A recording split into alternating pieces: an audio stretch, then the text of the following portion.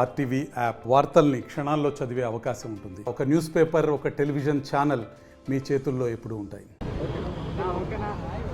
జిల్లా పరిషత్ ప్రాంగణంలో గతంలో ఏర్పాటు చేసినటువంటి అన్నా క్యాంటీన్ స్థలంలో ఈరోజు కృష్ణా మహోన్నత హోటలు, ఒక ప్రైవేటు వ్యక్తికి సంబంధించినటువంటి హోటలు ఈరోజు పూజా కార్యక్రమం చేసి రేపు ప్రారంభానికి సిద్ధం చేయడాన్ని నిరసిస్తూ భారత కమ్యూనిస్ట్ పార్టీ సిపిఐ ఆధ్వర్యంలో ఈరోజు నిరసన కార్యక్రమాన్ని చేపట్టడం జరిగింది.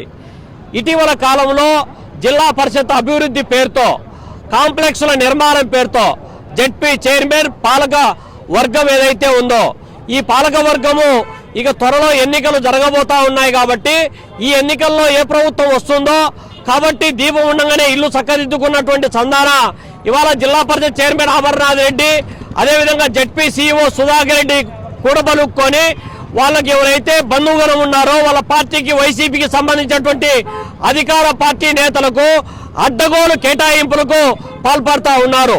నిన్న కాక మొన్న కాంప్లెక్స్ పైన ఉన్నటువంటి కాంప్లెక్స్ ప్రాంగణాన్ని మొత్తం ఎలాంటి ఓపెన్ యాక్షన్ లేకుండానే నిబంధనలకు విరుద్ధంగా బీరం శ్రీధర్ రెడ్డి కళాశాలకు అడ్డగోలు కేటాయింపు, ఇంకోవైపు అటు సైడ్ ఎవరో అధికార పార్టీకి సంబంధించినటువంటి డాక్టర్లకు కట్టబెట్టాలనేటువంటి ఆలోచనతో మొత్తం ఉన్న చెట్లన్నీ పడగొట్టేసినటువంటి చదువును చేసి ఆక్రమించుకోవడానికి రంగం సిద్ధం చేసుకున్నటువంటి పరిస్థితి.